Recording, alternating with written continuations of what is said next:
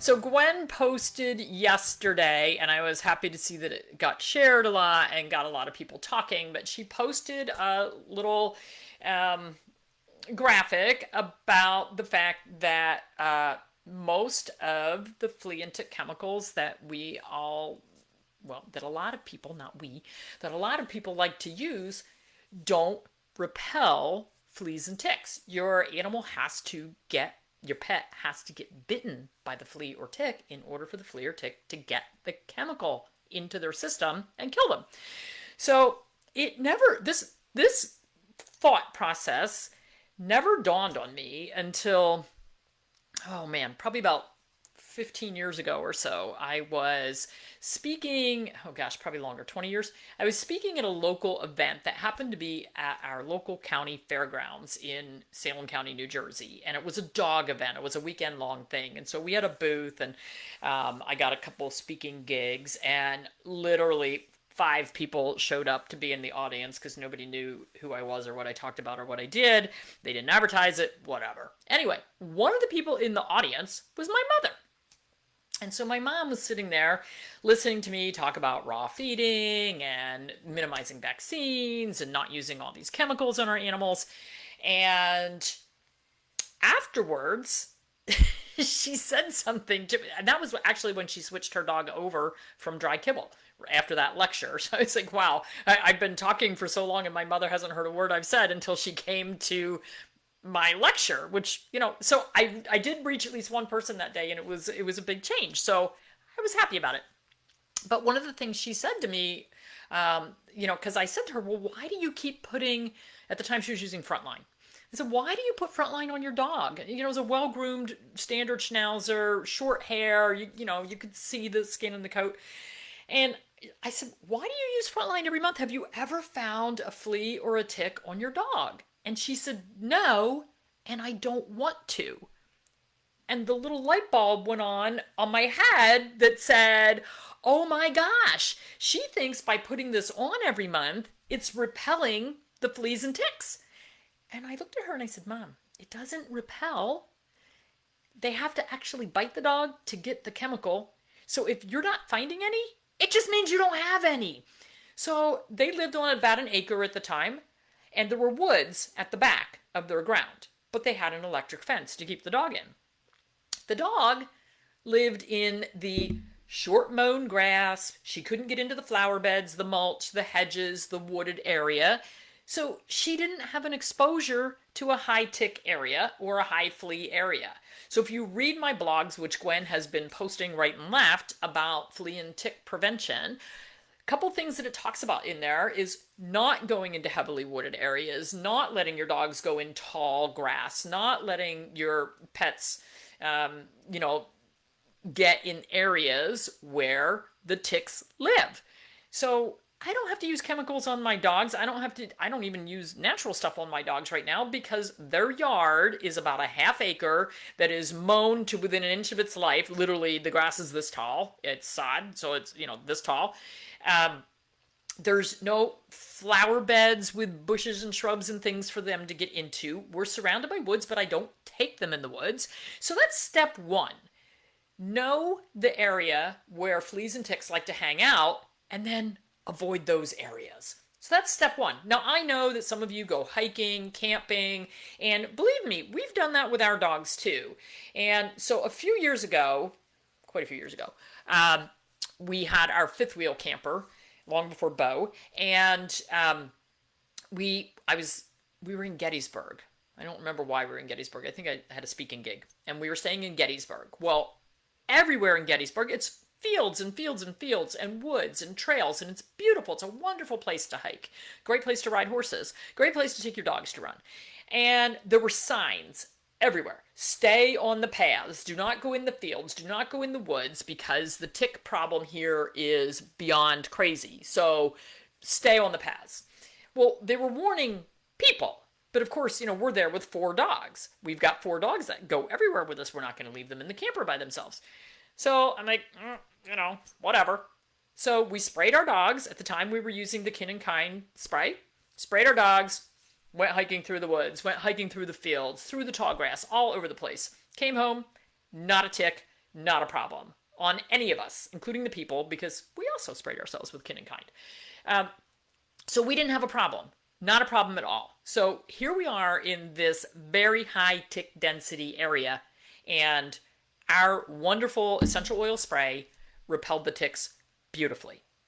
So after Gwen posted this, she said, "Oh my gosh, this thing went crazy. I can't believe how nuts people are going over this and sharing it," which again, yay. People, so many people, got Lyme in Gettysburg. Yeah, because you've got to use something that repels. So, Gwen posted this and she said, "Wow, you should do a live about this too, because it's gone a little bit crazy." And so today, I think at breakfast or lunch, I started reading some of the comments under that thing that she posted. And my blood pressure started to boil. And I started to get annoyed, to say the least.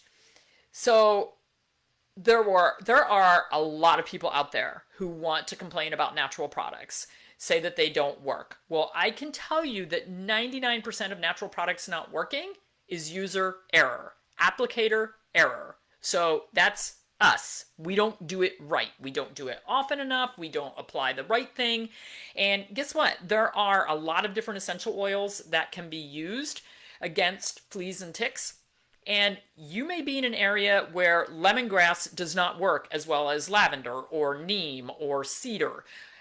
There are so many that can be used. So for instance, my sister lives in Massachusetts, very high tick area. Every time she sends her dogs outside, she's got corgis, they're thick coats.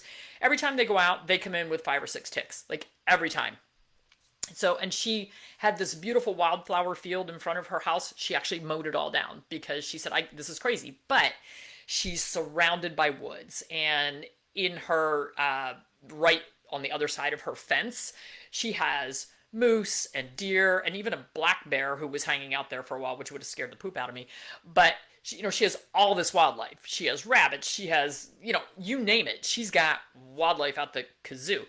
So she keeps her lawn short, and then she has her lawn sprayed with cedar oil pretty much monthly. I really think she should try the beneficial nematodes, because the oil is not doing the job well enough.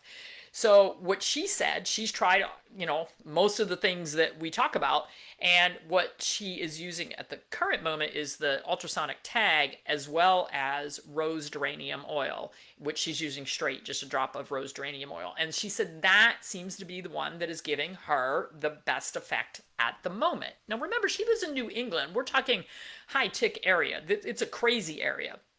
So, she's had to try a bunch of different products to try to figure out which one is going to work best on her tick population. Tick populations vary depending on where you are. And so some things are going to work better than others. And if you're using one product that isn't working, try another product. What I will tell you not to do is do not come on my natural holistic pet site and recommend using isoxazolines or Seresto collars, because I'm going to call you out and I'm going to get mad. Also, I recommend that you don't post a lot of faux information, like essential oils are so dangerous for animals. Well, used incorrectly, yep, they're dangerous. Used in the products that have been tested and are being made by very reputable companies for animals, they're safe. We would not be recommending them. We would not be using them on our own pets if we didn't feel they were safe. So before you come on my page and start spouting off about how essential oils are horrible and they're going to kill cats or dogs, do better research. Before you come on my page and say, garlic kills, everybody knows that, why don't you do some real research, not just Googling the stupid little posters that people share all over the place that are wrong. Every veterinarian and vet tech knows that garlic is toxic to dogs. Really? It's not. I had a mommy Cavalier who weighed about 15 pounds. She had young puppies nursing. She got in my pantry and stole not a clove of garlic, a bulb of garlic. She ate the whole stupid thing. Now, if there was ever going to be a problem, that would have been a perfect setup for a problem. I monitored her very closely. I did lab work on her day after day. Never a problem. Don't tell me that garlic is toxic. It's actually very beneficial.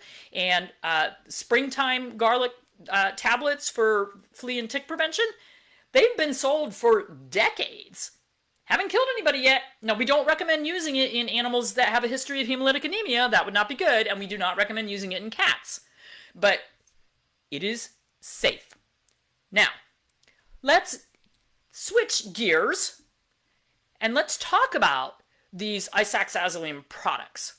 So I did just a quick, because I was late getting on, I did a quick little, let me find some statistics. So on the Project Jake survey, which I have posted many times, we won awards for it. You got booted off a Facebook group yesterday for sharing our post with these products. Oh, I'm so sorry. It probably was a group you don't really want to belong to. Unbelievable. So on our survey, Simparica had the highest percent of seizure reactions of any of the isoxazolines. So don't recommend Simparica on my page. It causes seizures. It causes problems. I don't care if your animal hasn't had a problem yet. You're lucky and you're playing Russian roulette. NexGard, in a 4-year reporting period from FDA, in 4 years, 6,455 deaths reported, 9,266 behavioral issues reported. Somebody posted that their Labrador who's had 2 doses of NexGard is very aggressive, research guarding. Yeah, not normal Labrador behavior. I've seen it once in a while, but not normal Labrador behavior, not normal puppy behavior either. Behavioral issues, aggression, very real with these products. 7,502 skin issues reported, 4,639 animals with anorexia, which is they don't want to eat. Vomiting was the most common side effect reported. And this is in 4 years with the FDA, so that's US only. And by the way, only estimated 1%, somebody who's been posting a lot of bad stuff just mentioned me in a comment. She's probably mentioned something bad, but that's okay. It is estimated that only 1% of adverse reactions to drugs and vaccines and foods, whatever, 1% are reported to the FDA. So let's multiply by 100. That means we have, I got to put 2 more zeros on there, 645,000 deaths probably. A lot of deaths, guys. A lot. We don't know the actual numbers. And let me tell you, these drug companies will do everything they can to get out of accepting blame for this. And, what we keep saying to the FDA is, how many animals have to die before you will do something about this? They actually looked at Seresto because there were 1,700 deaths reported and 1,100 harm to people from handling the collars. Well, guess what? They only care because some people got sick. 1,700 animals died? Meh. Did they pull it off the market? No, they didn't. Are people still recommending it? Yeah, they are. We look at European numbers, and this again is for a very short period of time. 6,272 seizure reports, 5,556 deaths reported. Russian roulette, guys. Russian roulette. So please, if you've used it and you've gotten away with it, that's just fine. Do not tell other people on my page to use these products because I'm going to call you out on it. We do not recommend them. Natural products can work fine. Do they require more work? Yes, they do. Now, somebody did post something that I'm about to grapple with very shortly, and I haven't come up with my complete answer. I think I have an answer. But I've got this huge group of cats and kittens that I really want to go back to the barn. I need barn kitties, and that's where they started, and that was kind of their role in life. And so she said she's got cats that live in her barn, and they're semi-feral, and so handling them and being able to get a hold of them and spray them on a daily basis is, one, a lot of work, which, the work part, we need to accept that responsibility. But getting a hold of feral cats and actually getting something on them is a little tricky. So I may go with like the Buck Mountain Parasite Dust because that doesn't have to be applied so often. Right now, we only have one kitty living in the barn and she's parasite free. Now, what I can say is these are naturally reared, raw fed cats. I am hoping that that will do 90% of the job of them having a healthy immune system. They didn't have any intestinal parasites, so having a healthy immune system with not being vaccinated to death, not having chemicals applied, not being fed crappy food, I'm hoping that that will be enough to do 90% of the job for me. We will find out. I'll keep you posted on that. For my dogs, we don't need to use anything. And if we do go in a high-tick area like Gettysburg, camping in the woods, again, we try to stay out of the high-tick areas if at all possible. But if we're going in, we're going to use a natural essential oil product. Now, please remember that the amount of time that a flea or a tick spends on your animal is very small compared to their overall life cycle. And what we are ignoring most of the time is where does the rest of the life cycle occur? It occurs in the environment. And we have to treat the environment. Now, obviously, if you're hiking in the woods, you can't treat the environment. I got it. But for those who live in a yard, and you live in Texas, Florida, Mississippi, parasites are crazy, fleas are crazy, they never really die off, it's hot, it's humid, it's perfect weather for them. You're going to have to treat the yard. You're going to have to use beneficial nematodes, or you're going to have to use DE, or you're going to have to spray with essential oils. You have to treat the environment. If you are living in a flea-infested house, you have to treat the house. Stop dumping more chemicals on your dogs. Treat the environment. It's so critical to treat the environment.